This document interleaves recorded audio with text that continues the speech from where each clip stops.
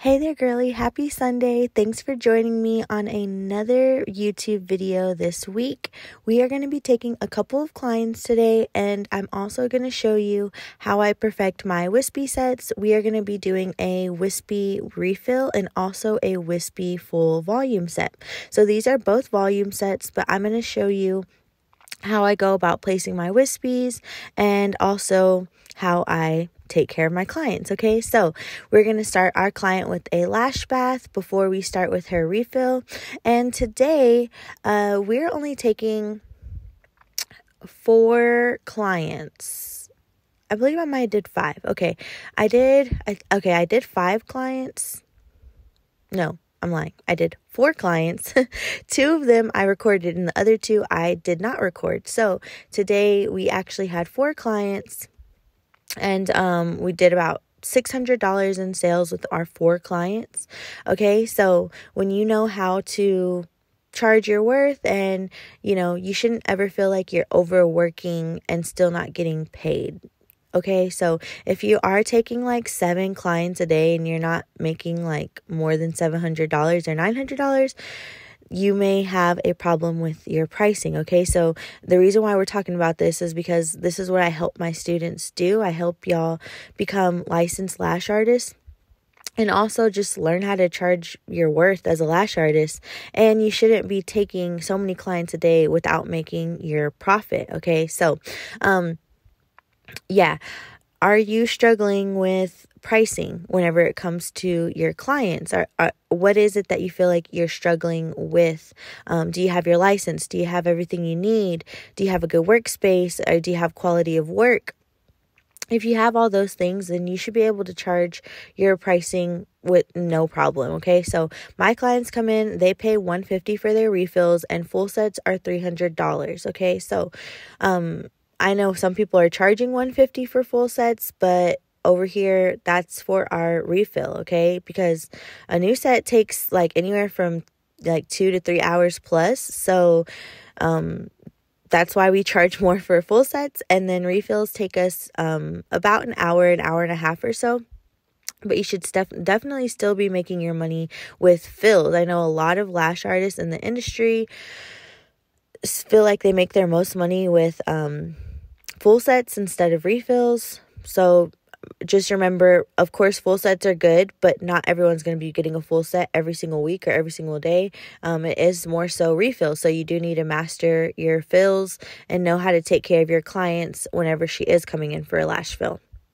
So I went ahead and taped up my client's top lash layer. Now, even though there's only a little bit of hairs on her bottom lash layer that is exposed, please do not take those hairs for granted. Those little small hairs, if you lash those hairs, it will make a world of difference in your lash sets. Okay, so I want to talk about mapping a little bit with this client because this client does a dramatic cat eye. So what that means is we have sizes 10s, 11s, 12s, and then this outer corner that you see me fixing a lash, we jump up to a size 14. So instead of transitioning from like 12s and then 13s and 14s, we actually just go ahead and jump up a whole 2 extra sorry, oh my God, I just forgot my sizes. So we go from 12 to 14. So we jump up an extra 2 millimeters in size. And that's what allows our client to have this wispy volume effect. Okay. Now I also do, with this client, I didn't really show placing my spikes. With the next client, I will. But whenever it comes to placing your spikes, like I said, remember, I always go up 2 to 3 times longer than the base size. So with the 10s and 11s, 12s, and 14s, that means my spikes are 12s, 13s, 14s, and then 16s. So I don't do size 13 volume fans, and I don't do size 15 spikes. I just jump up those extra 2 millimeters, and my client really loves the look. I love the look. They look they really look really pretty. And so my client loves this look. We do this look on her every single time. And my client comes in for her refill anywhere from about 2 to 3 weeks. Usually she keeps it at 2 weeks. As you can see, when she came in, her natural lashes and her lash extensions she had on were still really, really good. So I never have a problem charging my client for her fill because she comes in with the correct amount of lashes. If she came in with less, I would have recommended that she get a full set, but she came in with the correct amount, so I was able to service her with no problem at all.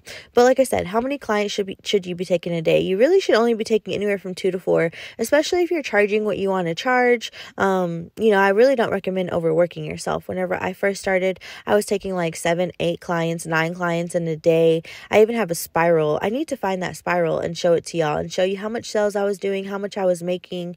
But I was really overworked and I was not charging what I should have been charging for my lash extension services. And that's because I was fairly not even decent. I was really good by this point. So, but yeah, now I do not overwork myself, which actually I don't even really work. I make these videos for y'all and for my lash students as needed because I am a full-time lash educator now.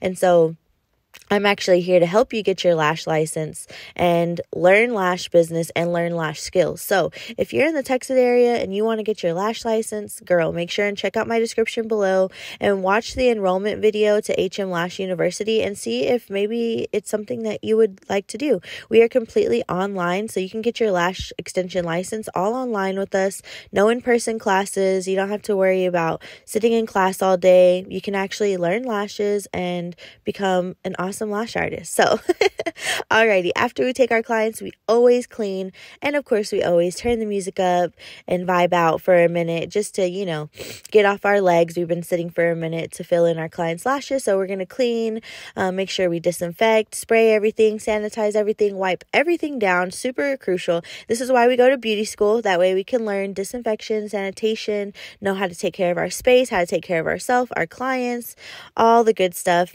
And of course then we have a little coffee break because like I said, I started this morning at 8 a.m. and this was halfway through, so I was barely waking up. Okay, make sure and drop your tweezers into your barbicide after each client. That way they can disinfect, make sure and clean everything, and then we're going to go ahead and dive in and get started with our next client. So ideally, sometimes I like to work back to back. Maybe you don't like to work back to back. Maybe you like to have space in between. That's completely okay. But like I said, I don't think anything more than 4 clients a day is needed, especially once you build up your clientele and you really know what you're doing. You have clients who are returning and happy with their lashes, like my client Desiree here. So both my clients that you're seeing today have been with me for a very, very long time. Natasha and Desiree have been with me for a minute. And so why do they come to me, girl? Because first of all, I give them the same style every time. That's what they want. Your clients want to come in, unless they're requesting something different, they want the same look. So that's one thing. My clients also know I have a comfortable space. Everything's clean. Everything's up to par. They know they're going to come in. They're going to be able to take a nap. They're going to request their lashes. I love that my clients can come in, tell me what they want, take a nap, fall asleep, and wake up and be like, this is exactly what I wanted. Thank you so much. And that's what you should aim to give your clients every single time. So if that's what you're looking for and you're looking to learn this technique and really become the best lash artist, girl, you got to join in on HM Lash University. I'm really excited to, have this school because I've been a lash artist myself. I've done all of this. I've built the business. I've done everything and more, girl. I've been in the industry for 6+ years. So I'm really excited to have this school where I can show you fully in depth how to, like I said, be the best lash artist, learn your lash skill, and create flawless sets and take care of a business and create your own business. I know so many of us women, we want something for ourselves, and having something like this is so awesome because it's a trade skill that you can have, you can take anywhere in the world with you, and you can make money just off of playing with people's lashes, creating lashes. Okay, so we already lash bath my client, placed her iPads, did our lash primer, our lash bonder on the natural lashes. Remember, this is just an extra step to help you have some extra retention, making those lash extensions last longer. Okay, so now we're going to go ahead and start with our mapping. So we're going to start with sizes 10, sizes 11, 12, then 13. Okay, then we're going to kind of leave a section over because we're doing an open eye. So we're going to spread those 14s out and then drop back again to 13s and then 12s, and then 11s on the outer corner. I'm not going to drop back all the way to 10s just because I like the way the 11s sit better on the lash line. Okay, so this is our mapping that we are going to be doing. This is going to be an open eye wispy set. Now remember that with these sizes, so I did not place my spikes on my iPad, but I know what spikes I'm going to do based off the base sizes I have down, okay? So with those 14s in the middle, we're going to have size 16 spikes. With the 13s, size 15 spikes. With the 12, size 14 spikes. And then again with the 11, size 13 spikes. So remember, always 2 to 3 times longer than the original base size in order for these spikes to be seen. Now, I was supposed to go in with D-curl because my client loves D-curl. However, it's been because of this winter time and the weather, my orders are backed up. So I didn't have any of my D-curl lashes, but luckily my client loves me and she's amazing. So we went in with CC curl, and she's used to working with some of the CC curl whenever we don't have our D-curl on hand. So we're going to go in and place our spikes down first. That's what you can see me doing. We are going to place the spikes on the top natural lash layer. And then remember, if you have lashes that are popping out from the bottom, that's where our volume fans are going to be placed. Okay, so find the lashes on the top lash layer and then make sure and place your spikes. Use a good amount of adhesive to place your spikes. Okay, you do have to have a good amount of glue because remember, this is like classic lashing. Whenever you're placing spikes, remember, it's always like classic lashing. You have to dip 70 to 80% of that extension in your adhesive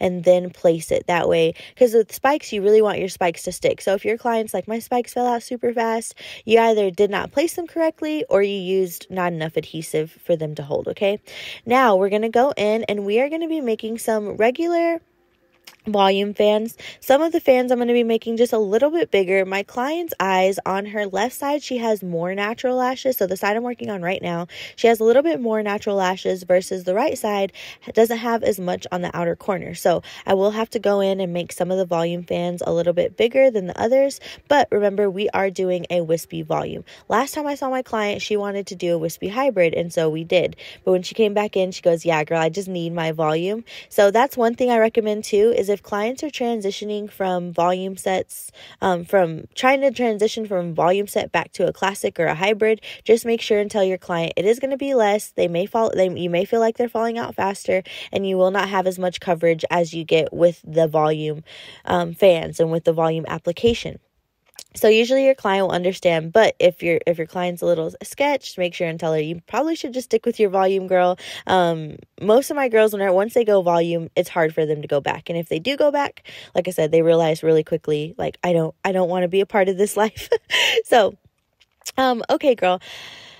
If you're having trouble, like I said, taking clients, or maybe you're having trouble even getting in clients. I know a lot of girls think that because they have a license or because they work in a salon that they're just going to be booked and busy. And girl, that's not how it works. First of all, you have to make sure that your business is getting, shown to other people. And if you don't know how to show your business to other people, especially the people who want to be in your chair, then unfortunately you can be left sitting there with nothing and no clients. And I don't want that for you. I do want you to have clients, and I want you to be able to perform your lash services confidently and have your license and more. So like I said, if you're in the Texas area and you want to get your lash license and you want to learn how to create flawless lash sets like this, good volume lash sets, have happy clients, learn how to make your clients fall asleep because you give them the best experience, then girl, like I said, check out the description below and I will help you. And I'm not trying to sound like a broken record or be like, oh, you're just trying to sell your school. No, girl, I know what the lash girls need,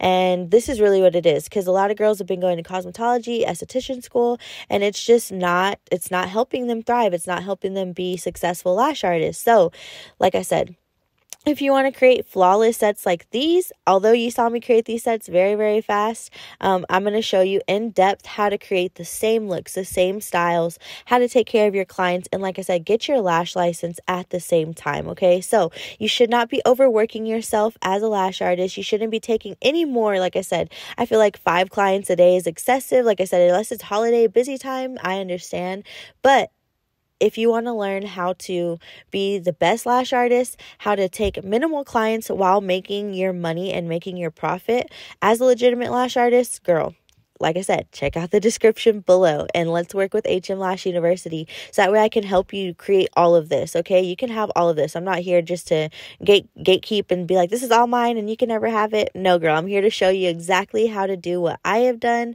Like I said, get your lash license, learn lashes, get clients in, and create a lash business that you love. So, you only saw me take 2 of my clients today, but I did a full set on one client and I did a refill on another client, and 2 of my other clients were both touch-ups. So it wasn't really like a whole lot to go into because it was just touch-ups. I had just seen them last week, so it wasn't really a lot for me to record and cover.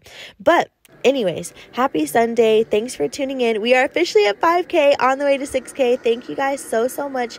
Make sure to hit the like and subscribe and follow button. Let me know what you want to see, and I will see you on the next tutorial. Okay, bye.